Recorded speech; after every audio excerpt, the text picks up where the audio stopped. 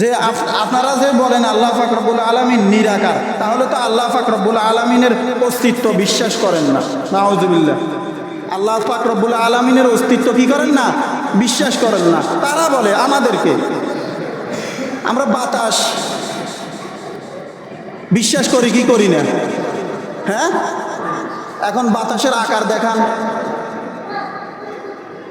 বাতাসের আকারকে কোনো ব্যক্তি দেখাইতে পারবো? দেখাতে পারবো কিনা কথা বলেন? এগুলো কিন্তু খুব গভীর বিষয়। বাতাসের আকার নাই। এখন আমরা যদি বলি বাতাস বিশ্বাস করি না, বাতাস আল্লাহ পাক রব্বুল আলামিনের একটি মাখলুক কিনা?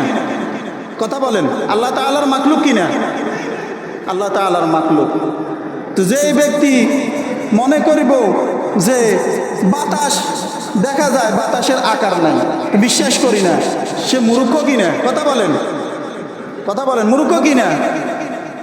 বাতাস আছে, বাতাসকে আমরা অনুভব করি, বাতাসকে আমরা কি করি?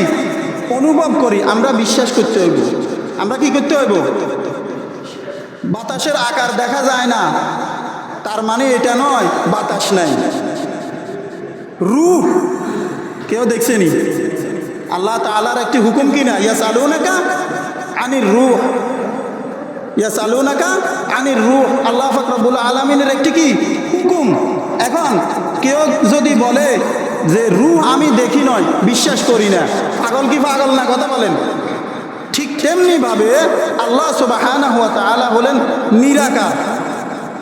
বাতাসের যেরকম আকার দেখা যায় না, বিশ্বাস করতে হয়, সহজ ভাষায় বুঝেন, বাতাসের যেরকম আকার দেখা যাচ্ছে না, বিশ্বাস করতে হয়, অনুভব করি, বিশ্বাস করতে হবে। রূহ আছে, আমরা দেখি না, আমরা কি দেখি না, বিশ্বাস করতে হবে। ঠিক তেমনিভাবে আল্লাহ সুবহানাহু ওয়া তাআলার আকার আমরা দেখি না, কিন্তু আমাদেরকে কি করতে হবে? বিশ্বাস করতে হবে। এটার নাম হলো ঈমান। এটার নাম হলো কি? ঈমান। আল্লাহ পাক রব্বুল আলামিন হলো নিরাকার। আল্লাহ পাক রব্বুল আলামিন হলো কি? নিরাকার, নিরাকার, নিরাকার। আল্লাহ পাক রব্বুল আলামিন আমাকে আপনাদের প্রত্যেককে কথাগুলো বুঝার তৌফিক দান করুক। ওয়া মা আলাইনা ইল্লাল বালাগ।